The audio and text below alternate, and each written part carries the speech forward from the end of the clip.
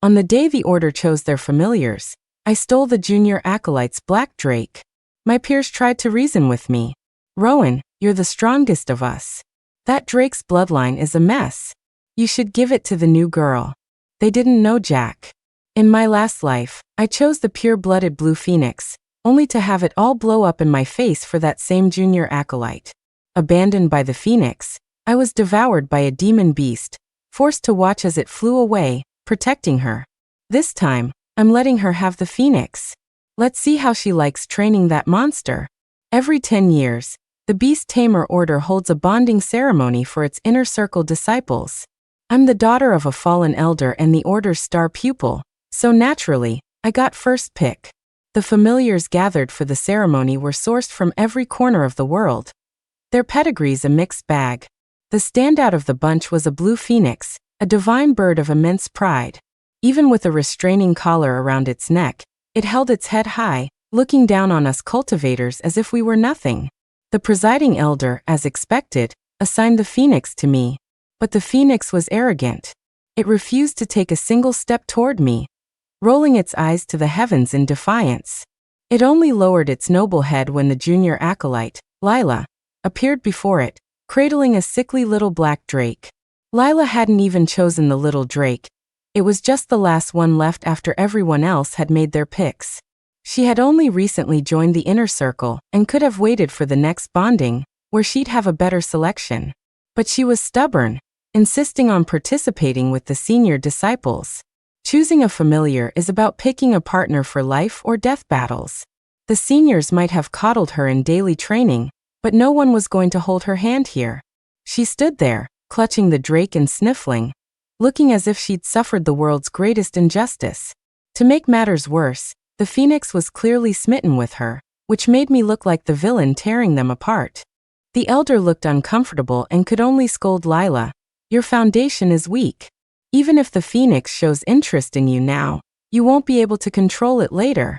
But then I stood up, thanked the elder, and walked over to Lila. She bit her lip and stammered, Senior. I know I'm not qualified to compete with you.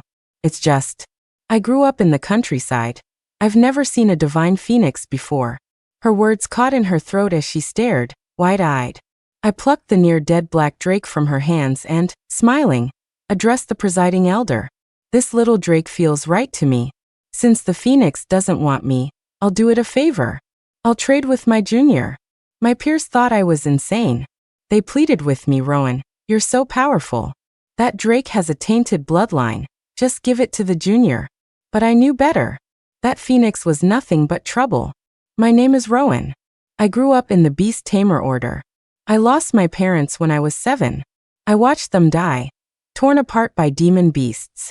If the Grand Master hadn't arrived in time to save me, I would have joined them in some monster's stomach. The Master took pity on me and made me his apprentice, so I've always been favored within the Order.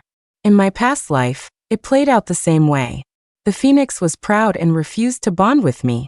I'd never been rejected so coldly before. My first thought was, he's so cool. I have to have him. As the Master's disciple, I was expected to set an example for the others. Taming the Phoenix would elevate the Order's power, and it was my duty. I poured countless magical treasures into that Phoenix. The elixirs and potions distributed to each disciple were limited. The Order's rations were nowhere near enough to raise a divine bird. So I took on every high-risk mission I could find, hunting down man-eating demon beasts. Demon beasts are just familiars that have fallen to darkness, losing their minds and retaining only the instinct to kill.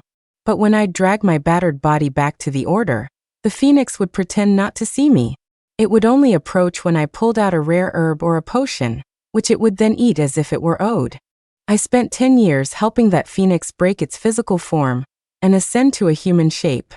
He was beautiful, with features as sharp as a painting and a tall, elegant stature. He looked like a god. But he was just as arrogant, refusing to speak more than a single word to me. He only ever gave me orders, like a master to a servant, when he needed me to find more treasures for him. Back then, I told myself it was normal for a pure-blooded familiar to have a bit of a temper. I thought one day he would finally accept me. We would fight side by side, and I wouldn't have to face those vicious demon beasts alone anymore. Then one day, I happened to see him gently tucking a stray strand of hair behind Lila's ear, his eyes full of warmth and indulgence. She danced around him, playfully placing a flower crown on his head. I broke. No one can stand having their devotion thrown back in their face. I was consumed by jealousy. Just then, another disciple passed by on her white tiger. Seeing the two of them playing in the distance, she sighed. You know, Rowan, maybe you shouldn't ask Lila to look after the phoenix when you're on missions. Look at them. He's practically hers now. The unspoken message was clear. Get a clue. I froze. When did I ever ask her to look after the phoenix? I demanded. She looked confused. But every time you leave the mountain, Lila comes to see the phoenix. That's what she tells everyone. My world went dark. I was out there risking my life, and she was stealing my familiar from under my nose. Doesn't she have her own familiar? Why is she after mine? I snapped. The disciple shrugged. You mean that little black drake? It died in its second year. It all clicked into place. For 10 years, I had indulged the phoenix, never forcing a bond. And in a convenient coincidence, after 10 years, Lila's familiar was dead, leaving her free to claim the phoenix as her own at the next bonding ceremony. What a joke. I'd spent a decade raising a familiar for someone else. I'm not some benevolent saint from a storybook. I started targeting Lila, deliberately. There was no hiding it. I was jealous, and I truly hated her for taking the phoenix. My heart turned black whenever I saw her. My actions, of course, enraged the phoenix. To punish me, he lured me to the back mountain, and then broke the seal. The demon beasts sealed behind it swarmed out. The phoenix was a divine creature, but among the sealed beasts was a corrupted torch dragon. It wasn't just me, the entire beast tamer order faced annihilation. The Phoenix clan can travel 1,000 miles in a day. If he had wanted to save me, there was no if. As a demon beast's jaws clamped down on my leg, I desperately turned to him for help. All I saw was the Phoenix spreading its wings, shielding Lila as they fled the order. This time around, I wanted to see how long it would take for him to transform without me bankrolling him, and how Lila would manage to feed that bottomless pit. Back to the present. The presiding elder, seeing he couldn't change my mind, let it go. But he still felt it was a waste to give the Phoenix to a novice with an unstable power base. Unfortunately, the Phoenix was acting like a fool in love, sticking to Lila's side and refusing to be pulled away. A pure-blooded familiar was a once-in-a-century find. The elder, afraid of injuring it, gave Lila a long, hard look, then waved his hands for the others to begin the bonding ritual. Once bonded, a familiar is bound to its master's will. If it dares to harm its master, it will suffer a severe backlash. The magical energy of the ritual jolted the little black drake. He wrapped himself tightly around my arm, as if terrified I'd change my mind and abandon him. Lila, flushed with the triumph of getting the Phoenix, couldn't help but make a smug comment when she saw the drake clinging to me. Looks like you and the drake were meant to be, senior. The cheap shot was obvious. I didn't have to say a word. The other disciples, already resentful, jumped in for me. Watch your tongue, Junior. If Rowan hadn't bailed you out, you wouldn't be bonding with a Phoenix. If I were you, I'd be on my knees thanking her. Stop it, you're going to make her cry again. Cry, cry, cry, that's all she ever does. She's going to cry away all the order's good luck. I'd been in the order for years. Everyone knew the master and elders doted on me. And since I always acted like a responsible senior and looked out for them, they were fine with me getting the Phoenix. But for Lila to just swoop in and snatch the grand prize? They couldn't stand it. Seeing Lila looking so dejected, the Phoenix paced anxiously. But there was nothing it could do. A bonded familiar shares its master's power, but Lila was a brand new cultivator. She had no power to share. This was probably the first time in 2 lifetimes that the great Phoenix had been so helpless. Oh well. You get used to the bitterness after a while. As for the black drake on my arm, seeing that I wasn't going to abandon him, he finally relaxed and passed out. I lived in a small courtyard halfway up the mountain. It was once my family's home, and after my parents died, my master forbid anyone else from taking it, leaving it to me. Back in my rooms, I finally got a good look at the little black drake. He was tiny, probably only a few decades old, barely an adult. But he was different from the drakes I knew. Drakes love water, have tails like snakes and no horns. This one didn't have horns either, but its tail was like a fish's with fins. Probably a cross between a drake and a mermaid. My courtyard had a spirit spring. The moment I placed the drake in the water, he woke up, diving and surfacing as he greedily absorbed the spiritual energy. I laughed. You're pretty trusting. Aren't you afraid I'll poison you so I can bond with a better familiar? The drake froze, his beady little eyes staring at me. Then he spat a mouthful of water at me. I gave him a flick on the head. Just focus on healing. If I could afford to raise a phoenix, I can certainly afford a little drake like you. The next day, I opened my eyes. Something was wrong. I stiffly turned my head and saw someone sleeping next to me.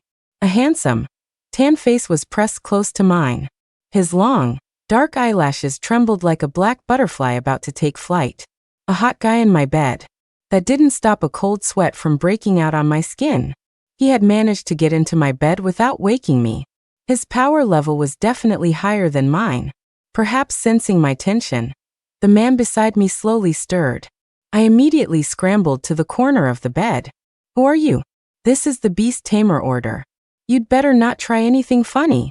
He sat up, and I saw that he was wearing a set of men's clothes I had prepared long ago for a familiar's human form. Glancing around, I saw the matching set of women's clothes tossed carelessly on the floor. The black, brocaded robe fit him perfectly, accentuating his broad shoulders and narrow waist. He was so tall he had to bend his legs to even lie down on my bed. Beneath his thick lashes were a pair of golden, serpentine eyes. The answer was obvious. The Black Drake? I asked tentatively. He smirked, revealing sharp canine teeth, and reached out to give me a flick on the head. Rude. I have a name. It's Kale. Kale had been hunted by his enemies and ran into my third master. He transformed into a black drake, hoping the master would save him. And my third master just so happened to love picking up strays. I was speechless. Kale could take human form, which meant his power was immense. The person who injured him must have been even stronger. I wanted to cry. Oh great. Is your enemy going to come after me now? What kind of luck was this? I'd just gotten rid of the Phoenix disaster, and now I had another troublemaker. Turns out I'm the one who picks up strays. Kale leaned in, his smile dangerous. You and I are bonded now. You're the master, I'm the servant. So please work on your training, master. Don't hold me back. Kale knew his stuff. My spiritual affinity was water, which was perfectly compatible with him. He taught me a method for familiars to absorb spiritual energy from water, and it was incredibly effective. Even my master praised my rapid progress. Most days, I'd practice in the spirit spring while he supervised from a peach tree by the water's edge. A gentle breeze would blow, scattering crimson blossoms across the pool. Looking up at him through the falling petals, I saw Kale dozing with his eyes narrowed, his hair swaying in the wind. The sunlight gave his bronze skin a healthy glow, and his collar was slightly open, offering a rather distracting view. He was a devilishly handsome creature. Before I could get my fill, an unwelcome guest arrived. Lila was poking her head around my courtyard gate. Senior Rowan? I sighed and rose from the spring. Kale swung down from the tree and draped a cloak over my shoulders. Lila froze when she saw Kale. It took her a moment to remember why she was there, only snapping out of it when I asked, "What do you want?" She didn't answer my question. Instead, she asked about Kale. "And who is this?" I took Kale's hand and smiled sweetly. "Oh, you know him. He's the little black drake from the bonding ceremony. You even said we were meant to be." A flash of regret crossed Lila's face. I couldn't be bothered to guess what she was thinking. "Why are you really here? This is supposed to be training time for the disciples." Lila seemed to have trouble saying what she wanted, fidgeting until I threatened to kick her out. After hearing her out, I let out a cold laugh. "So, you want me to help you raise the phoenix?" As soon as the words left my mouth, I felt a tight squeeze on my hand. I turned to meet Kale's disapproving gaze. I gave him a reassuring smile, then turned back to Lila. "If you can't afford a divine bird, figure it out yourself. I don't owe you anything." Lila grew agitated. "What do you mean you don't owe me?" Now this was unexpected. I raised an eyebrow, motioning for her to continue. Lila wrung her hands. At the bonding ceremony 6 months ago, you stole the black drake and dumped the phoenix on me. How can you just wash your hands of this? The sheer audacity of her statement was impressive. It made sense. 6 months had passed, and I hadn't heard anything about Lila leaving the mountain to search for elixirs. She must have finally realized she couldn't support the phoenix's needs on her own. Besides, every cultivator's progress is fueled by countless treasures. If she gave all her potions to the phoenix, her own training would suffer. The disciples who joined the inner circle with her had already far surpassed her. She was still stuck at the novice level, inching along. But still, what did that have to do with me? She prattled on, I think you should take responsibility for the phoenix. It's not good for the order if a divine bird like him can't ascend.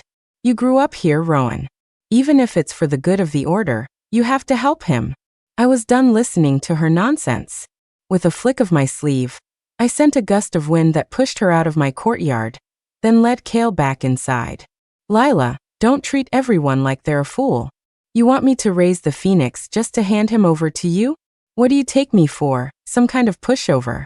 If you can't handle him, then release your bond and give the resources to someone who needs them. I'm sure the presiding elder would be more than happy to take the phoenix off your hands. Of course, she'd never do that. My little junior acolyte had big ambitions. After some time, I broke through from the adept stage to the golden core. Coincidentally, the Enchanters Guild had acquired a rare 9-tailed spirit fox.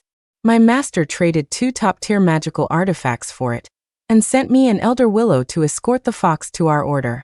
Elder Willow was 300 years my senior, but acted like a child. I had to coax and flatter her before she finally, pouting, handed the fox over to the beast hall. Since she was being so cooperative, I pretended not to hear her grumbling about our master being a cheapskate who wouldn't part with a single feather. After all, Elder Willow had taken one look at the fox and fallen in love, but the master had flatly refused to give it to her. Before returning to her own sanctuary, she suddenly covered her mouth and giggled. Little Rowan, your little snake is so clingy. She then rode off on her crane. No, she wasn't dead. She literally had a pet crane. I didn't understand what she meant at first. It was only as I walked up the mountain path that I saw a figure leaning against a tree in the distance. Kale, the person by the tree, didn't move. He looked angry. When I got closer, he grabbed the back of my neck, forcing me to meet his gaze. His golden, serpentine eyes were burning with rage. Rowan, do I not treat you well enough? Why would you push me on to someone else? His question left me completely baffled. What are you talking about? That woman who came to see you before? She showed up at the courtyard today, insisting you sent her to take care of me. Are you regretting our bond? Did you reach Golden Core and decide you're too good for me now? My heart sank. Lila, getting the phoenix wasn't enough for her? She was trying the same trick again this life. Before I could explain, Kale's pupils narrowed to thin slits. He bent down and buried his face in the crook of my neck. He flicked his tongue out, lightly licking my skin. A shiver ran down my spine. Then he bared his fangs and whispered in my ear, the scent of a fox. Rowan, did you find a new pet already? He stood up straight, looking down at me with a wicked grin. But that's fine. Once I eat that fox, you'll only have me. I jumped up and slapped him on the back of the head. He rubbed his head, stunned. You hit me? For her? I grabbed his arm and started dragging him toward the junior disciples' quarters at Misty Mountain Court. As we walked, I scolded him. That's my master's 9-tailed fox. If you dare touch her, I'll skin you. Kale stopped struggling and let me pull him along. Because many of the disciples were still in the training hall, Misty Mountain Court was quiet, with only a few juniors surprised to see me. After a quick greeting, they told me that Lila had taken the phoenix to the back mountain. I frowned. I hadn't done anything to the phoenix in this life. What were those two doing at the back mountain again? Turns out, they were there to have a secret argument. Don't you look at me like that. I've done nothing wrong. Do you know how many elixirs I've given you? I haven't kept any for myself. What more could you possibly want? You want me to go hunt for treasures? Are you crazy? I'm just a novice. If you want me dead, just say so. Rowan's black drake has already reached human form. And you? You can't even speak a single word to me.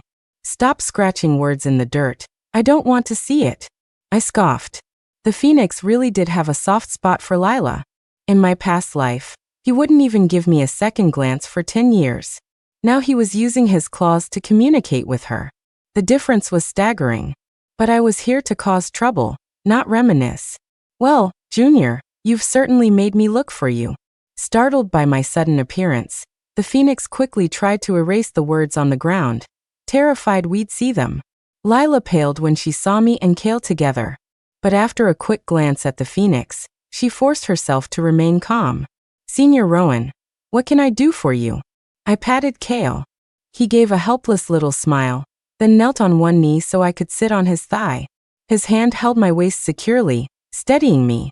Lila bit her lip, her eyes glued to Kale, completely ignoring the phoenix she had just been arguing with. It's not what I want from you, I said. It's what you want with my familiar. At my words, the phoenix's feathers puffed up slightly. He was angry. Lila hadn't expected me to find out so quickly. She stammered, No, Senior, you misunderstand. I was just going to look for you. But she forgot. The phoenix couldn't talk, but Kale could. Kale rested his head on my shoulder, looking all cuddly as he tattled with a wounded expression.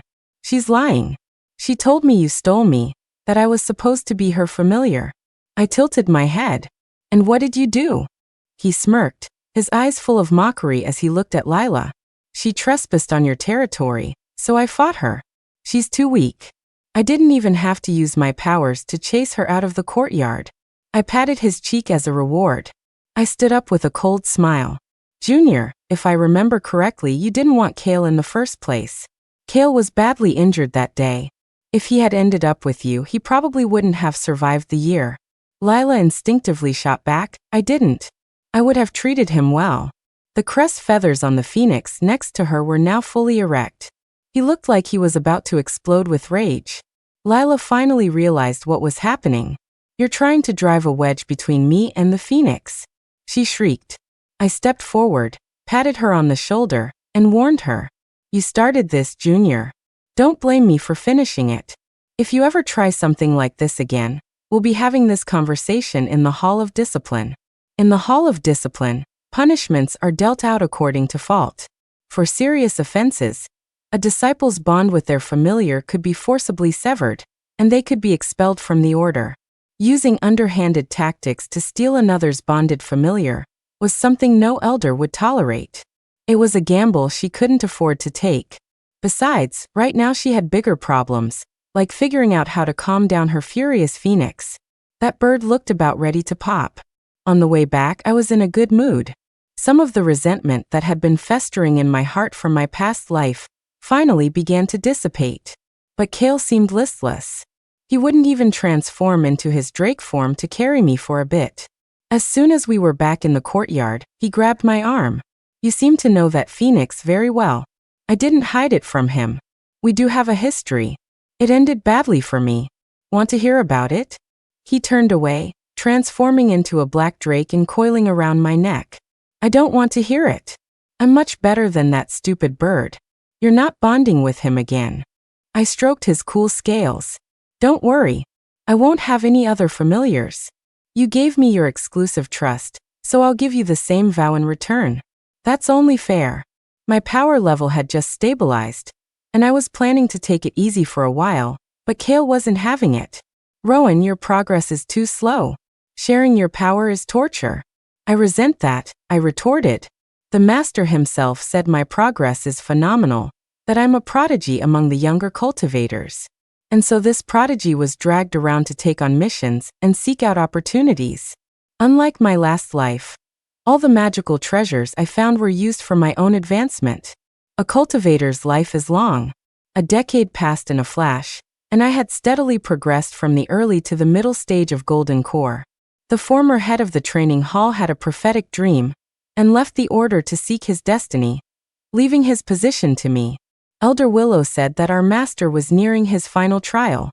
The other elders were struggling to advance, and if all the disciples could progress as fast as I did, the master wouldn't have to suppress his own power and could face his trial with peace of mind. She frowned as she looked at the disciples on the training field. We all thought that with the Phoenix, the Order's strength would reach a new level. But to this day, he still hasn't shown any signs of ascending to his human form. A while ago, the elders got impatient. They went to check on the Phoenix, thinking we could all pitch in to help him break through, but he was too far behind. I finished. I had expected as much. Compared to the major sword or alchemy sects, our Beast Tamer Order was hardly a prestigious institution. For one, training familiars is time-consuming and exhausting. For another, both humans and beasts need magical treasures. The Order never had any surplus. Unless a cultivator was just ridiculously rich, they wouldn't choose to join us. And the Phoenix couldn't be allowed to ascend. Thinking of the catastrophe that destroyed the Order in my past life, I knew I had to stay away from the Phoenix. But I wasn't sure if other things might change.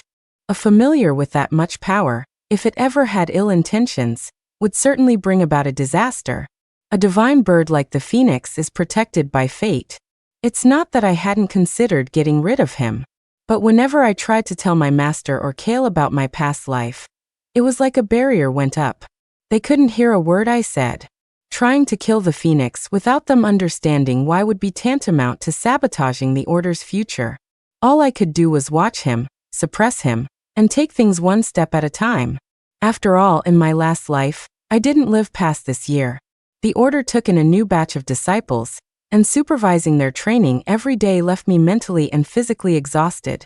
The new kids would stare at me with wide eyes, looking all serious. But the moment I'd say absorb the spiritual energy of the world and rest, they'd be gone.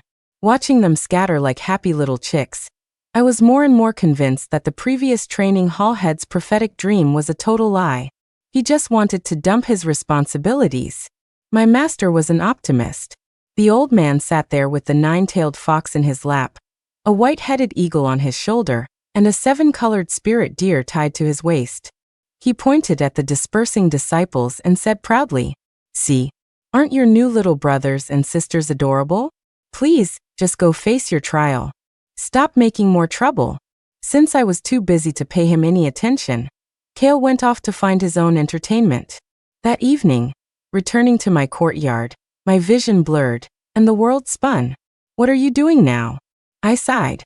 Kale had me slung over his shoulder, his tone mischievous. "Come on, I'm taking you to see a show." The show was watching Lila and the Phoenix fight. To be more accurate, it was a one-sided shouting match. Don't blame everything on me. It wasn't me who forced you to come to the Beast Tamer Order. You were the one who said this place was good for your training. If it wasn't for you, I'd be at the Alchemist King's sect making potions by now, not stuck in this broke-ass order. Now it's too late. If I tried to join them, they'd just think I was a spy sent to steal their secrets. You didn't know the Order only gives out a few measly potions a month? You think I knew? The presiding elder was going to give you to Rowan, but you had to go and give her attitude. So she just dropped you. She's the Grand Master's personal disciple. She can get any treasure she wants. If you had just stayed with her, you would have ascended to your human form ages ago. I unconsciously clenched my fists. So that was it. I had always wondered why the Phoenix was so fixated on Lila. It turns out they knew each other from the start. I was just the fool who was supposed to fund his ascension. And if it wasn't me, it would have been someone else. The Beast Tamer Order was nothing more than a stepping stone for them. And so, the more I thought about it, the more horrified I became. So, no matter who bonded with the Phoenix, they were always meant to die. Because there are only two ways to break a bond. Either the master willingly releases it, or the master dies. But in my past life, I never even bonded with him. Why did he still have me killed? An idea flashed through my mind like lightning. Once the Phoenix took human form, the Beast Tamer Order had no more use for them. And what better reason to be accepted into another major sect than the tragic story of their own sect being wiped out? A phoenix in human form and a poor, orphan girl whose home was destroyed. No sect would refuse such a powerful addition to their ranks, and they wouldn't have to bear the shame of poaching from another order. What a vicious, backstabbing plan. Clearly, Kale didn't know about all these twists and turns. He was hanging from a tree in his drake form, looking incredibly excited. Sigh. Maybe I should take on some more missions. Look what boredom has done to the poor kid. There wasn't much to do on this mountain, so listening to gossip was his primary form of entertainment. Still, I was glad he brought me to spy on Lila and the Phoenix's argument. Otherwise, I would have lived with the guilt forever. I had always thought that my actions led to the Order's destruction in my past life. That if I hadn't targeted Lila, the Phoenix wouldn't have come after me, and the Order would have been safe. Phoenix. Lila. In this life, it's time for you to pay your debts. I hadn't even figured out how to deal with them when an unexpected guest showed up in my courtyard. The Phoenix was standing outside my gate, his eyes fixed on Kale, who was leisurely soaking in the spring. Kale, being the jerk he is, deliberately took on his human form to mock the Phoenix for his slow progress. Seeing the Phoenix, my expression soured. As a familiar, you should be with Lila during training. What are you doing here? Kale chimed in with his own snide remarks. Yeah, my master loves me so much she doesn't want me to overwork myself. What's your excuse for not being with your master? He was decades older than me. I have no idea how he could say my master with a straight face. I walked past the Phoenix and into the courtyard, checking to see if Kale had turned my spirit spring into tea. I laughed at him. Where did you learn all this nonsense? Kale got out of the pool, dripping wet, and pressed himself against me in a show of intimacy. I just want that stupid bird to know there's no room for him in our relationship. I tilted my head to look at him. And what relationship is that? His golden serpentine eyes gleamed with a captivating light. That's entirely up to you. There was a sound behind me. I was about to turn, but Kale cupped my face. The stupid bird got angry and left. Can you please just ignore him? I sighed. I at least need to know why he was here. That bird is trouble. I'm worried he's planning something. Kale gritted his teeth. He regrets it. He doesn't want to be with your junior anymore. I frowned and looked back toward the gate, but it was empty.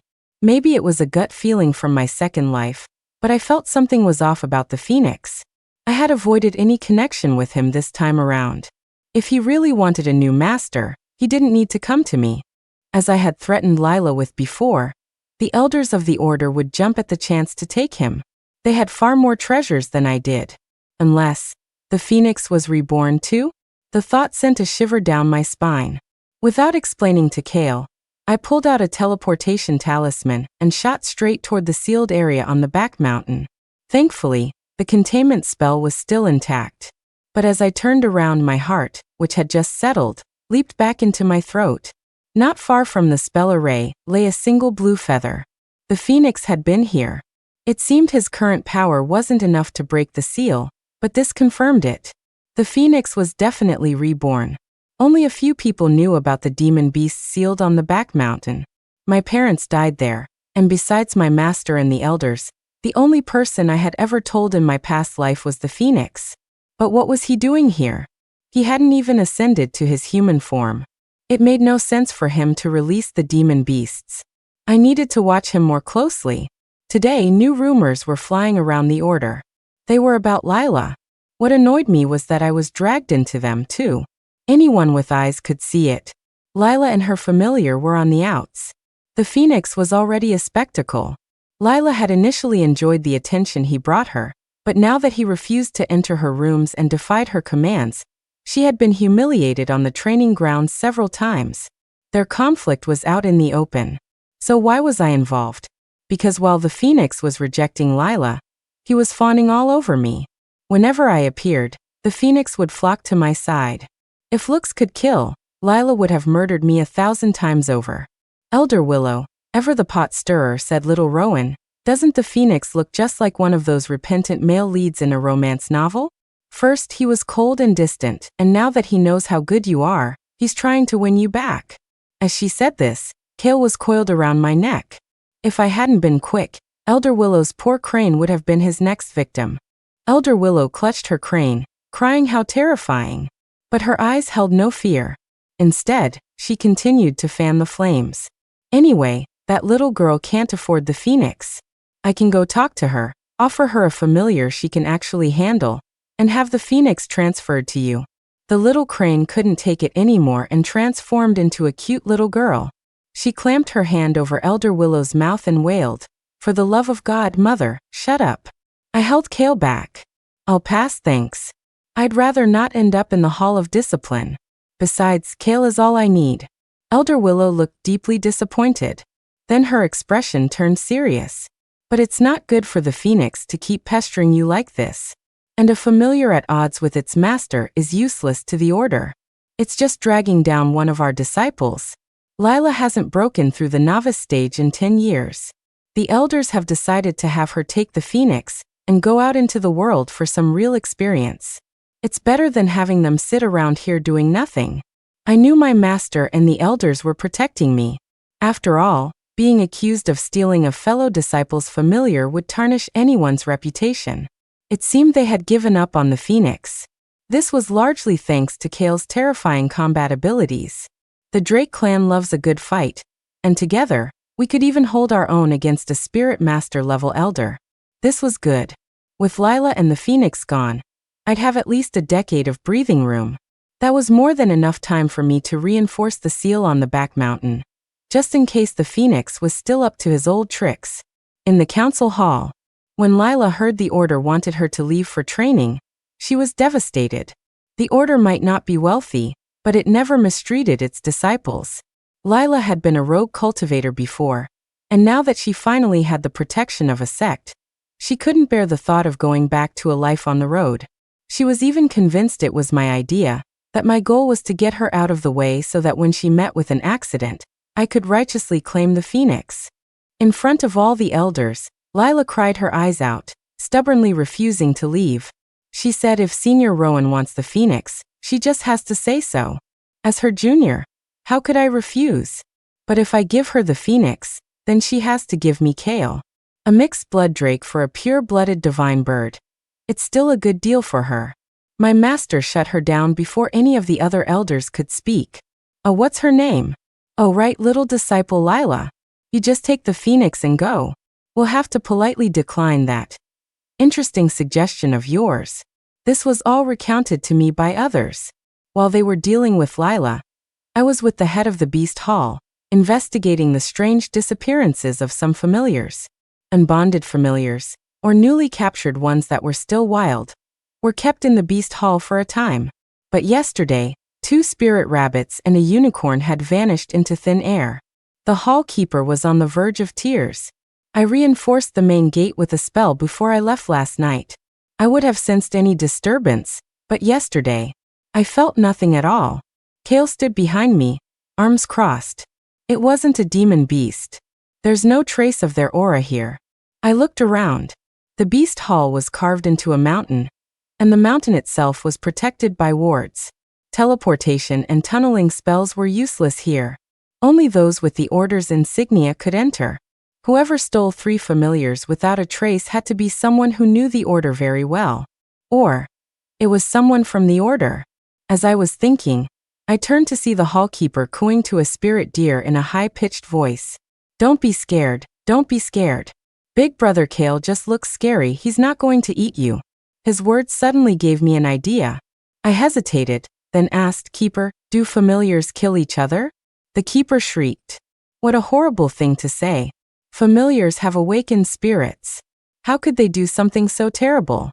He then turned to comfort his deer. "Oh, little one, you're scared, aren't you? Let's not listen to Auntie Rowan, she's telling scary stories." Kale wrapped an arm around me. He whispered in my ear, "Humans kill their own kind. Familiars are no different. I once heard of a dark cultivation technique for familiars. Do you want to hear it?" After Kale finished, I had goosebumps all over. Familiars in the wild don't get to eat elixirs and potions. To grow stronger, the best supplement for them is the core of another familiar. 10 years ago, Kale had nearly died at the hands of such a dark cultivating familiar. Kale said, the higher the cultivation level of the familiar, whose core is taken, the faster the dark cultivator's own power grows. Once this familiar has had a taste, it will definitely come back for more. We set up an ambush in the Beast Hall that night, but the night passed peacefully. I tried to comfort the keeper. "It might not have been a familiar. You should get some rest. We'll stand guard again tonight." But as soon as I left the Beast Hall, a disciple came rushing over. Hall Master. There's trouble at Misty Mountain Court. A sense of dread washed over me. Kale transformed into his drake form and flew me straight there. The moment I landed, I saw Kale's golden eyes narrow. I smell blood. We didn't even have to go inside to hear the heart-wrenching sobs. It was one of the new disciples I had taught. I remembered he had brought his own familiar with him when he joined the order. His familiar was a three-tailed civet, a fluffy little thing that loved to curl up in the sun. But now he was clutching a bloody mess of fur, wailing in agony. Elder Willow was already handling the situation. When she saw me, she first asked about the beast Hall, then said, "You were right. The civet's belly was cut open and its core was taken. It was a single, fatal blow. It didn't even have time to make a sound. Its master only found it when he felt their bond break." My heart tightened. For some reason, I instinctively looked for the phoenix. I saw him standing obediently by Lila's side, looking as if they had made up. Suddenly, my vision went black. Kale covered my eyes and whispered, "Don't look." It was him. "How do you know?" "I've seen a dark cultivating familiar before. That bird has the same aura." I reported the matter to my master, leaving the decision to him. But the master said not to alert the enemy. Catch the thief in the act. You two keep an eye on him. He looked very serious and wise when he said it. I said, "Master, aren't you getting stuffy with all your familiars cooped up in your sanctuary?" The master's sanctuary was built on the mountain's peak, amidst the clouds. If you looked down from above, it looked like a farm. The courtyard was filled with the sounds of barking dogs, meowing cats, mooing cows, and bleating sheep. There were even some familiars in human form surrounding Kale, asking him what breed his parents were. The master retorted stubbornly, "It's not stuffy. My familiars like being with me." "Oh, that firehound you just got back had an accident in the house. Help me clean it up." "In your dreams, old man." The death of a familiar within the order was a serious matter. With my subtle hints, the elders and hall masters began to secretly watch the phoenix. They had trained longer and were at a higher level than me. Even if I hadn't said anything, they would have noticed the phoenix's unusual power surge. But since that day, the phoenix had made no other moves, and no more familiars went missing. 2 years passed in a blur. Except for the disciple who still mourned his dead civet, most people rarely spoke of the missing familiars anymore. When they did, it was treated as just another strange story from the order's past. But a sense of unease always lingered in my heart. I could never forget what Kale had said about the phoenix having the aura of a dark cultivator. The fact that we could never catch him also made me feel like I had failed the civet's master. I had even requested that my master detain the phoenix. The master had said, "Do you think we don't know something's wrong with the phoenix? But Rowan, where is the proof?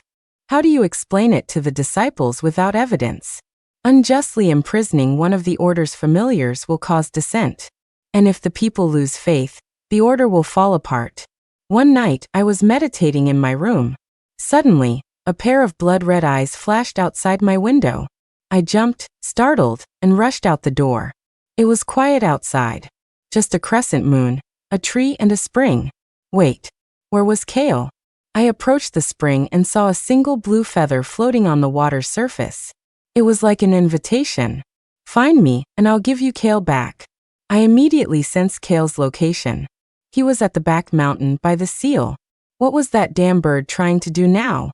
I used a teleportation talisman and emerged from the ground right into a powerful shockwave created by a clash of magical energy. Kale and the phoenix were locked in a fierce battle. I froze. When did the phoenix ascend? He was dressed in blue robes, nimbly dodging Kale's attacks among the trees. By the containment spell, Lila sat quietly, like a wooden doll. When I got a closer look, I was horrified. Blood trickled from Lila's eyes, nose, and mouth. She was dead, her eyes wide with disbelief. Looking down, I saw her abdomen had been cut open, her spiritual core gone.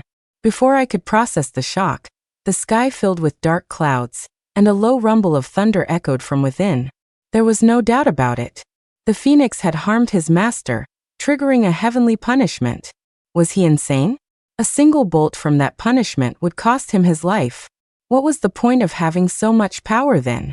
"Kale, come back, get away from him." Hearing my voice, Kale hesitated in midair and took a direct hit from the phoenix. The phoenix, seeing Kale retreat to my side with a wounded look, roared in fury. "You're feigning weakness." Kale clutched his shoulder, his face contorted in pain. "Feigning? You're the one with a black heart. It wasn't enough to eat your own master's spiritual core. Now you have to come after mine? If I hadn't seen you skulking outside her window and followed you, my master would have been your next victim." Those blood-red eyes. It really was the phoenix. The phoenix didn't want to waste words on Kale. He turned to me. "Rowan, you were reborn too, weren't you?" I said nothing, just stared at him coldly. "What do you really want?" He continued as if to himself.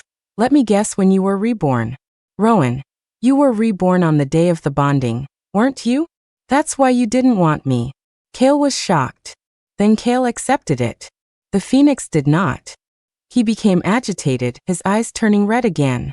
He shrieked, "Who gave you the nerve to reject me? Was it this black drake? Rowan, just you wait. I'll release the demon beasts right now, and we can start all over again. Next time, I won't give this drake a chance." I dropped all pretense. "Stop acting like you're some tragic hero. In our last life, you and Lila schemed for a decade, using the entire Beast Tamer Order as your stepping stone. This life, I gave you the chance to be with her, but you ripped out her core to fuel your own ascension. The heavens have eyes. Today, you will be struck down by lightning and your soul will be extinguished." The phoenix let out a sinister laugh. "It's too late. I'm just one step away." As he spoke, he brought his hands out from behind his back. He had been secretly casting a spell to break the seal. The sealed demon beasts, sensing the weakening of the spell, began to stir, causing the ground to tremble. At the same time, heavenly lightning broke through the clouds, gathering above the phoenix's head. Beams of light shot up from the peaks of the Beast Tamer Order. My master was the first to sense the breach at the back mountain and rushed over. "Rowan, you find a way to stop the beast tide. I'll find a way to reseal them." With heavenly lightning above and a beast tide below, the phoenix was fearless, the madness in his eyes growing even more intense. "Rowan, you can't stop it. Come with me, let's live one more life. I promise I'll be devoted to you and only you." In my past life, I had died in the jaws of a demon beast. Facing this scene again, it was impossible not to feel a surge of panic. Suddenly, a hand landed on my shoulder. Kale's eyes gleamed as he let out a cold laugh. "You want to die and take Rowan with you? I haven't agreed to that. Who the hell do you think you are?" He was right. I had Kale. This time, I wasn't fighting alone. Kale transformed and attacked, while I cast protective spells for him. Every familiar has its own unique abilities, and a beast tamer must learn spells that complement them. Drakes are warriors, so their masters learn defensive arts. Spirit foxes are enchanters, so their masters must excel at creating spell arrays. Phoenixes are swift, so their masters must be masters of travel. In my last life, I never had a chance to use my skills. This life, working with Kale, I finally understood that a familiar and master are not just servant and lord, but partners who can trust each other with their lives. A patricidal, treacherous beast like the phoenix would never understand that. Under Kale's relentless assault, the phoenix couldn't escape the spot where the heavenly punishment was set to strike. The thunder rolled, like a silver dragon poised to attack. At first, the phoenix was confident in his bloodline, believing his divine power could easily suppress Kale. But after 100 moves exchanged in the blink of an eye, the phoenix's expression changed dramatically.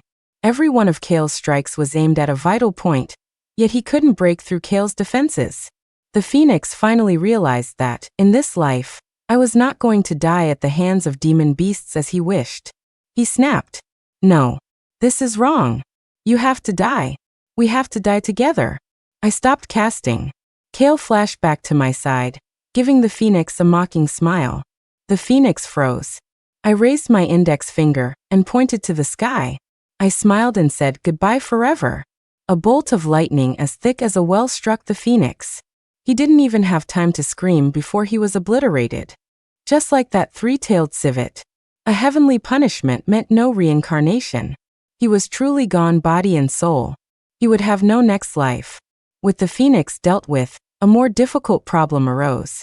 The demon beasts on the back mountain were too strong to be killed, and could only be sealed.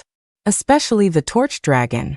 The previous Grand Master had sacrificed himself to create the seal, barely managing to trap it. Now, after a century of slumber, the torch dragon was probably filled with a burning rage, just waiting for the day the seal broke to flatten the entire beast tamer order. My master and the elders couldn't repair the seal faster than it was breaking. A cold, sinister aura unique to demon beasts began to seep into my skin. Kale, who had been leaning against a tree, grinning and asking what his reward would be, suddenly looked toward the depths of the forbidden forest in shock. "What's in there?" he asked. "A torch dragon," I said. His expression turned grave. "You wait here. I have to go in." He was about to leave, but I grabbed his hand. "I'm going with you." Kale looked back, stunned. He frowned, trying to explain. "Rowan, it's dangerous in there." "I know," I said. "This is where I died in my past life." I watched as the phoenix flew away with Lila, leaving me to be torn apart and eaten by the beasts. "So, I'm not going to abandon you." Kale and I slipped through the broken seal like a gust of wind. The wind howled in my ears, and I faintly heard voices from behind us. "Whoa, who is that?" "Someone just went straight in." "You old fool. That's your apprentice." "My apprentice is a total badass." The depths of the forbidden forest were thick with a toxic mist. The moment we entered, countless pairs of eyes were fixed on us. Kale was no longer the little drake wrapped around my arm. Now his form was massive and imposing. The demon beasts, though they had lost their minds, instinctively held back from attacking us. I lay on his back and whispered, "What are you looking for?" His power had grown again. Even in his drake form he could now speak. "The torch dragon." My eyes rolled back in my head. I wanted to faint. My fault. I should have asked what he was up to before following him straight into hell mode. But then he said, "Rowan, I can smell my mother's aura in this forest." I had always thought Kale was the child of a drake and a mermaid. Kale had always been secretive about it, so I never brought it up. Now I knew. He did have drake blood, but his mother was a true divine beast, a torch dragon. No wonder he was such a fierce fighter. And such a terrible singer. Kale said his mother, despite her violent temper, was not an evil dragon. It was only 200 years ago, after a dark cultivating beast ripped out his father's core, that his mother was consumed by her inner demons and fell to darkness. I didn't know how to comfort him, so I just gently stroked his head. Besides, the current situation wasn't exactly suitable for heartwarming conversation. The nearby demon beasts were getting restless. They wanted to devour us and then break through the seal. Kale set me down on the ground, transformed back into his human form, and stood back to back with me in a defensive stance. The veins on his neck bulged under his black robes, ready for a fight. "Rowan, if we can't hold them off, I'll throw you toward the exit. I'll hold them back. Don't look back. Just run." Hearing him say that, my fear vanished. If what the phoenix said is true, and I can be reborn if I die here, then it's not such a bad thing. "Kale, you said I could only have you as my familiar." I took that seriously. "So if you don't want to watch these beasts eat me, then you'd better fight with everything you've got to keep me alive." The demon beasts, long corrupted by dark energy, were unrecognizable. They only knew how to attack, forcing us onto the defensive. To make matters worse, I could feel myself on the verge of a breakthrough. In this situation, forget the heavenly trial, I wouldn't even be able to handle my own inner demons. Kale and I were connected as master and servant, so of course he could sense it. He gritted his teeth, dodging a spray of venom from the shadows, and said regretfully, "My fault. I just wanted to see her one more time." Suddenly I froze. Kale whipped around, horrified, thinking I had been ambushed. But then he realized that the beasts, which had been attacking so ferociously just a moment ago, had vanished completely. A great sense of unease rose within me. I pointed to a pair of giant, crimson eyes in the dense fog. "Is that her?" Legend says the torch dragon is an ancient god with a human face and a serpent's body. Kale's mother didn't quite match the description of the first divine dragon. She was as large as a small mountain. The fog dispersed with her breath. While she still had the outline of a human face, it was covered in dragon scales like a mask. No joke. We were so dead. Faced with a dragon of this level, I had two options. D. Or die in pieces. Seeing living creatures, the torch dragon instinctively opened her mouth to bite. I wanted to run, but I couldn't move. In my 2 lives, I had only ever heard about the phoenix's divine bloodline. Everyone talked about how powerful the gods were, how they lived as long as the heavens and could move mountains and fill seas. But I had never seen it. It wasn't just me. Even the elders of the order said that familiars with divine blood were extremely rare, let alone a true god. The phoenix may have been a divine bird, but compared to the legendary one, he was just a newborn chick. So, facing the torch dragon, my entire body was filled with a primal fear, an innate terror of a superior being. The torch dragon didn't bite down. Kale stood in front of me and called out, "Mother, don't hurt her." The dragon's massive jaws stopped midair. She took 2 steps back, the ground trembling with her movement. The torch dragon suddenly began to pant, her head shaking violently as if in great pain. Kale stepped forward. He wasn't even half the size of the dragon's head, but she seemed frightened of him, quickly backing away. "It's me, Kale." "Kale," the torch dragon suddenly spoke in a human voice. The sound echoed through the valley, silencing all the beasts. The crimson in the torch dragon's eyes gradually faded, revealing the same golden color as Kale's. But before she could speak again, the red surged back like a tide. After this happened several times, the torch dragon gritted her teeth and said, "Kale, kill me." The torch dragon spat out her spiritual core, motioning for Kale to crush it. Kale caught the core. His hands, which could shatter boulders, couldn't bring themselves to crush the tiny orb. He looked at his mother, his eyes pleading. "I can't do it." The torch dragon used all her strength to fight for control of her body. She was losing the battle. The core flew from Kale's hand and landed in front of me. "Good child," she said. "You do it." I caught the core, at a complete loss. My rational mind told me the torch dragon was beyond saving, that letting her go was the kindest thing to do. My heart told me this was Kale's mother. To make matters worse, stimulated by the core, the spiritual energy in my body began to surge. I was about to break through. The energy was running wild inside me. I had to decide and fast. Suddenly, my hand grew heavy. Kale's hand covered mine. It was the first time I had ever seen him cry. He looked at the torch dragon. "Goodbye, mother." The torch dragon's core shattered in my hands. She let out a sigh of relief. "At last I can rest." Thunder rumbled in the sky above me. The storm was big enough to strike down 10 phoenixes. The entire forbidden forest was enveloped by the heavenly trial. I still hadn't recovered from the torch dragon's demise. I could only numbly ask Kale, "Is the trial for advancing from Golden Core to Spirit Master always this dramatic?" Kale had just lost his mother and wasn't doing much better than me. "It looks like it wants to kill you." I was on the verge of tears. "Kale, I think I'm screwed." He took my hand and stood before me like a wall. "What's there to be afraid of? When the sky falls, the tall ones hold it up. I brought you in here, and I'll risk my life to get you out." Thunder exploded in my ears. I tried to circulate my spiritual energy to fight it, but I realized that while the trial was loud, it wasn't actually hitting me. I looked up. The torch dragon's core had shattered, but its immense spiritual energy couldn't dissipate all at once. The energy swirled above us. Compared to the torch dragon's power, the Spirit Master trial was just a tickle. Of course, this energy also attracted a lot of demon beasts, who were just waiting for me to fail my trial so they could fight over the spoils. But as it turned out, the lightning couldn't hit me, but it hit them squarely. It was like a child throwing a tantrum. "I have to hit something before I leave." 36 bolts of lightning later, the dark clouds dispersed, and the sky was filled with a radiant glow. Kale and I walked out of the forbidden forest unharmed. Thanks to the commotion we caused inside, my master and the others had plenty of time to reinforce the seal.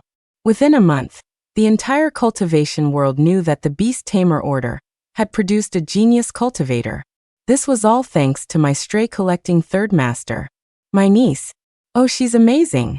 A woman and her dragon went into the forbidden forest alone, you know? Not only did she help a torch dragon find peace, she even went through a heavenly trial in there. How cool is that? She's only 50. Do you have any 50-year-old spirit masters in your sect? Hey, why are you closing the gate? Are you going to throw out those potion dregs? If not, I'll take them. Meanwhile, my master was holding my hand, ignoring Kale's fiery glare, and rambling on. Rowan, seeing you so blessed by the heavens, I can finally rest easy. My own great trial is approaching, and we all think you're the perfect person to be the next Grand Master. After I ascend, you will lead the Beast Tamer Order to a glorious future. After he finished, the elders applauded. I deadpanned, shattering his fantasy. Old man, you've been wanting to dump your responsibilities for a long time, haven't you? My master pretended not to hear and grabbed Kale's hand instead. My apprentice. She has a good heart, but she's a bit single-minded. You're lucky to have her. I hereby appoint you the great general of the Beast Hall, with command over all the familiars within. The future of the Beast Tamer Order rests on your shoulders. The elders applauded again. The master's ascension trial was different from my breakthrough. If he passed, he could ascend to the celestial realm and live as long as the heavens. But the trial was also a 9 in 10 chance of death. It was said that in the last 500 years, only one person from the Xuanxu sword sect had succeeded.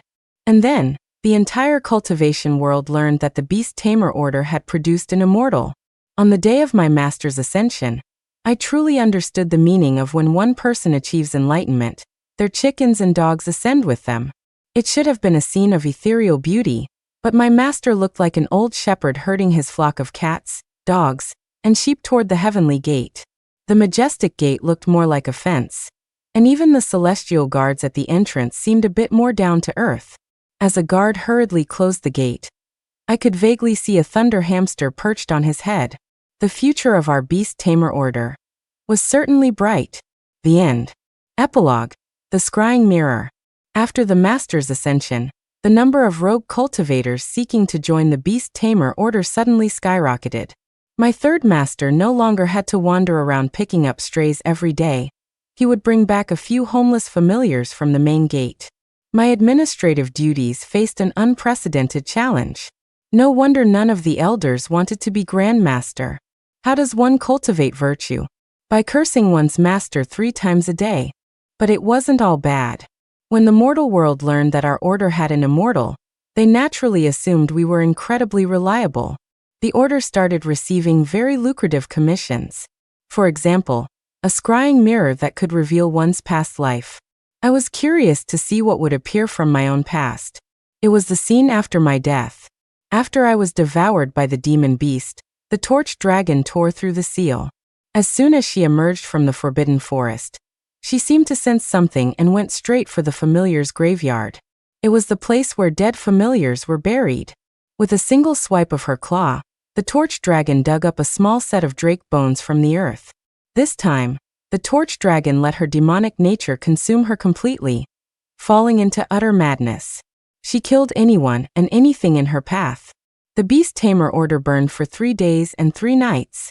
My master tried to follow the example of the previous Grand Master and sacrifice himself to seal the torch dragon. But when the previous master sealed her, the torch dragon still had a sliver of sanity left. Now she was completely crazed, and my master, who had not yet become an immortal, was no match for her. My master, the elders, and the 100+ disciples of the Beast Tamer Order, none of them survived. In his past life, Kale had died already bonded to Lila. The torch dragon caught Lila's scent on his bones.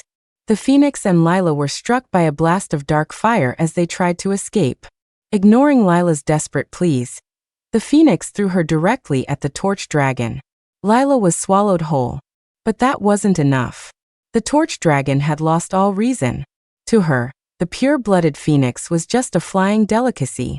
The phoenix couldn't escape. Even the feathers that fell as he struggled were snatched up and devoured by the demon beasts on the ground.